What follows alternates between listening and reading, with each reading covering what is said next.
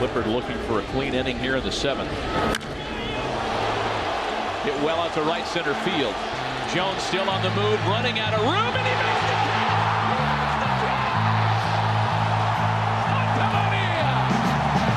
Ortiz into deep right field. Back is Sheffield. We'll see you later tonight. Chance of a lifetime for Luis Gonzalez. 2-2, bottom of the 9th. Game 7 of the World Series. Bases loaded. Infield in. 1 out. Floater. Center field. The Diamondbacks are world champions. Here's the pitch to him. A line drive down the right field line. That's headed into the corner. Sanders is over to play it. Eckstein's in. Erstad's in. Here comes Salmon. He scores. Garrett Anderson clears the bases. One for Tyson. Batista with a drive. Deep left field. No doubt about it. Welcome back to another episode of the Chasing 2 podcast. I'm Blake Fryer, show alongside Dylan Smith.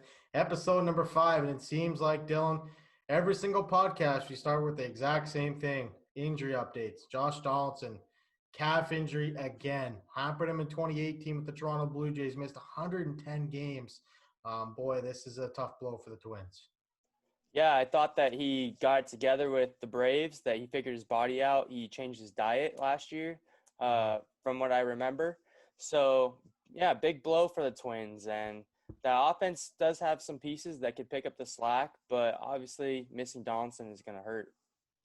Yeah, more injury updates. Giancarlo Stanton, another guy who has been injured a lot of his career, at least the last 3-4 years. He was off to a good start. He was finally healthy with the New York Yankees this year, was hitting home runs, and now he's got a hamstring strain. It's a tough blow for the Yankees. Yeah, we talked about this a couple pods ago. You can't count on health with Stanton or Judge. So No. it's unfortunate. Once again, he's hurt. He started off pretty hot. Didn't do too well last week, but, it sucks. He was MVP candidate, and, it sucks for the Yankees because every year since they've gotten this guy, he's on the shelf. Yeah, he's not too far along ago. Stanton was hitting 60 home runs with the Miami Marlins. Definitely a tough blow. Mike Moustakas, another guy. He was out for a little bit with COVID-related issues earlier in this season. He's got a left quad bruise, and I kind of feel bad for the guy. He signed a one-year deal, and he finally gets a 4-year contract, and boom, he's on the IL early in the season. Yeah, and they've struggled to get off or to start, So they're going to miss his bat. Hopefully Josh Van Meter, Aquino in the outfield, you can move some pieces around to get that bat in there and try to make up some production. But we'll see what happens with that. Hopefully Castellanos can stay on his tear, and Joey Votto and company can continue to try to press along and get things going for the Reds. Charlie Morton, Tampa Bay Rays, dealing with inflammation in his right shoulder. Blake Snell didn't start the season fully stretched out. Morton didn't look good against the Blue Jays opening day. He kind of felt like maybe something might have been wrong. And you see it here. He's on the IL with shoulder inflammation. What's your thoughts on that? Yeah, it sucks. Obviously, another injury for pitchers. Alden Gonzalez of ESPN tweeted out 56 pitchers on the IL for non-COVID reasons through the first 18 days of the season. In 2019, through the first 18 days, 24 pitchers. 2018, 19 pitchers. So 56 Crazy. pitchers this year. That's insane. Yeah. We kind of talked about this before the season kind of started. Like, is this going to be the year for pitchers getting injured? And another guy we didn't mention there, Mad Bum. D-backs, just that's their big prized possession this year. He's on the IL with a back strain, and the guy, he was doing rodeos and getting thrown off motorcycles, and eventually it's going to catch up to you. Yeah, and Robbie Ray hasn't looked good either. No. He tweaked with his mechanics. He's throwing the ball's coming out of his hand well. It's just he's leaving the ball over the plate and kind of getting hit around. So they need some pitching to turn this thing around. They had a good comeback win against the Astros the other day. And that kind of seemed like a momentum shift type of game. But we'll see going forward. The pitching's got to step up. The offense got to get hot. So obviously losing Mad Bum is going to hurt, but Mad Bum really hasn't been great to start the year anyway. So hopefully he can just get right and get back. Sticking with another couple of pitchers, this time we're going to go to the AL Central. Zach Plesac and Mike Clevenger, both sent home by the team. They're in quarantine. Zach Plesac reportedly broke out of team COVID protocols by leaving the team hotel to go out with friends on Saturday night. The team kind of said, hey, you're on your own. You're driving home in a rental car, back to quarantine. And Mike Clevenger was also caught going on with Plesac, and he had some interesting words, wouldn't you say? Yeah, he said, this isn't going to be a run to daddy kind of thing. We're going to handle it in-house. This is a player discipline thing. Keep the coaches, front office kind of out of it. And then he has the audacity to get on that plane with those guys and say he did have COVID. He just exposed all of his teammates and kind of threw Plesac onto the bus without just coming forward and saying, you know what, guys, I also went out with him. I should go with him. Mm-hmm. But why didn't he do that? Why did he have to act selfish? Carlos Carrasco just came off of battling leukemia. And Terry Francona's had his own health issues. Mm-hmm. So it was pretty selfish of Clevenger. I can't believe that he would throw his teammate under the bus if that's his boy and you're going out with him, you guys are buddies. I also saw a report that he defended Plesac. But obviously he was just defending himself because he didn't come forward. And it's just a terrible look for Mike Clevenger. So do you think the MLB should start stepping in and suspending these players that break a protocol, or is that more on the team, you think? So they did send security with every team now. Okay. I don't know if you knew that, but that's how this whole thing came about is MLB now has security for the players to make sure that everybody's staying continuing, not going out and hurting other players or risking other players, health. So that's how this whole thing came out. I don't know if they should really get suspended. They're already getting quarantined, so it kind of is like a suspension. Yeah, exactly. Clevenger and Plesac are going to probably miss their next starts. I know Clevenger is tonight. Mm-hmm. So it's unfortunate for the Cleveland Indians. But hats off to the Indians because they're taking it serious and they're putting their foot down. And we don't want another Cardinals and Marlins type of deal. For sure. And that's what I was just about to mention. It's awesome that the MLB has security in place now, so we don't have teams like Miami going out to strip clubs and the Cardinals going out to casinos and stuff like that. It's the best case scenario here to complete this season, and if that's what has to happen, then that's what has to be done. Going over to some very interesting stuff here between the Astros and the Athletics. In a game where Ramon Laureano got hit 3 times in the series, twice in that last game, and he got hit, and he was taunted by the Astros hitting coach Alex Cintron, and Ramon Laureano charged the bench. What was your thoughts on that? Well, he said that he was happy that Dustin Garneau tackled him to the ground. That's one of his former teammates. He also said Jeff Passan's piece that he came out with that he's one of the best teammates he ever had. And when they were on the floor, he asked him, "Are you okay?" That was good to hear. But he also had to say about the whole incident, "I regret charging him because he's a loser."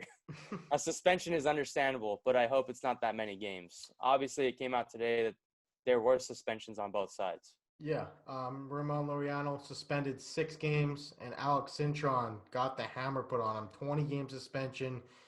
MLB's starting to send a message here a little bit. I thought they might have got it a little wrong on the Joe Kelly incident a couple weeks ago, but I mean, I thought they did okay with this one. What do you think? Yeah, this one, I think this is okay because obviously Laureano is going to appeal the suspension. It's set at 6 games right now, 20 for Cintron. So that 6 games will probably move down to about 4, if I had to guess. Yeah. And then, he gets to tell his story and from what we've learned also in that Jeff Passan piece is that the whole reason why Liriano rushed over was because Alex Cintron allegedly said something about his mother in Spanish.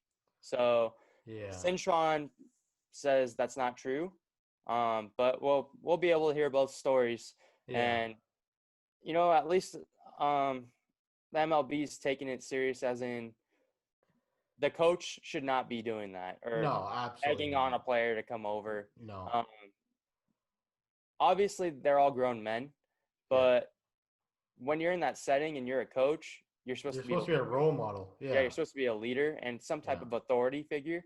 Mm-hmm. So obviously, they hit the head this time. So I'm glad that guy got suspended 20 games. At least one Astro got suspended this year. Yeah. I mean, definitely. Houston swept again. The A's swept them to gain a 4.5 lead over the Astros. And they had their 9-game winning streak snapped at the hands of the Angels last night. 10-9 slugfest. You had a chance to watch that one. How did you think that one? How did you think that game was last night? Yeah, I was expecting a 10-game win streak when it was 9-4, but yeah. Props to the Halos for getting the bats going. They had a terrible series in Texas, and hopefully that's a momentum shift for them. But going back to Oakland, just a great run for them. They've gained a substantial lead in the AL West. They should be able to hold up as long as they continue even, 500 play here. I still see them at the top of the West with how all the other teams are playing. So a lot of bright spots for them. Liam Hendricks has 5 saves. He's 5 for 6. And then as a team, they're 8 for 9 in save opportunities. And that one save opportunity was blown on opening day. So since then, they've been solid. And then Matt Chapman, after starting off slow in his last 7 games, he's batting .407 with 5 homers and 11 RBIs. Last night against the Halos, he had 2 homers and had 6 RBIs. So he's going off right now. And then the team is just pitching their butts off right now.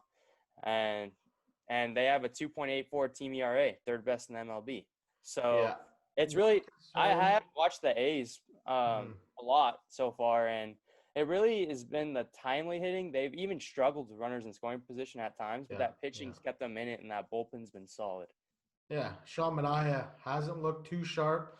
But other than that, I mean, when you have guys like Chris Bassett stepping up, 1.08 ERA in 3 games. Frankie Montas just named the AL Player of the Week, 2-0, 0.64 ERA with 14 Ks, only 1 earned run. So when you have guys like that step up, I think it's going to be bode well for Oakland.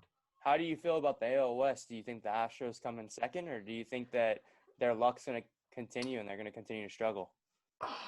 I kind of predicted, like I said, they would get out to a slow start. I just think there's so much pressure on them because they cheated and they got caught, and it's reflecting in the big three's batting average. We talked about it last week. I mean, they're well below what they normally hit for their career. So I'm gonna say the Angels will probably finish second. I think they're gonna get it going. I mean, you saw a glimpse of what that big three can do last night with Trout hitting 2 home runs and Rendon hitting a homer and Ohtani hitting a homer. And when you're getting contributions from those, I mean, Rendon got off to a horrible start. He was what you said, 0 for his last 22 or something 21. like that. Yeah, something 21. Like that. 21. So he got off the snide last night. So hopefully he can return back to form. Interesting. Yeah, I think the Astros still will come in second. That pitching looks terrible, but they tend to make trades. I don't know if teams will still make trades with them, but I could totally see them trying to make a trade, trying to make one last run at things, because obviously Springer's a free agent this year, and then pieces are going to start falling off. I believe Michael Brantley's also a free agent. I think it was a 2-year deal. So, pieces are going to start falling off. Verlander and Greinke are only getting older, so for sure. See what happens. They do got some young pieces though, but I'm going to transition into a player that is a treat to watch. Fernando Tatis Jr. He might be the best player in baseball that's not named Mike Trout, and he's the NL Player of the Week. He's hitting .328 8 home runs, 18 RBI. I mean, he's just been unbelievable to start this season. Yeah, he's been great. He's the most exciting player in baseball, I'd say. His Yep. defense is unreal. He steals bags. He hits for pop. If I could build a team today, and if I could have one player that I could build that team around, it would be Fernando Tatis Jr. He's Yeah. been unreal. In 100 career games, he's batting .319, 30 homers, 71 RBIs, 20 stolen bags, and an OPS over 1,000. So, Yeah. I mean, that's in 100 games. That's not even a full season worth of games yet. Yeah. And the guy's unreal. The first week that he came up, he struggled, and after that, it was put that in the rearview mirror. Yeah, the Padres are off to a good start. I mean, they're a fun team to watch.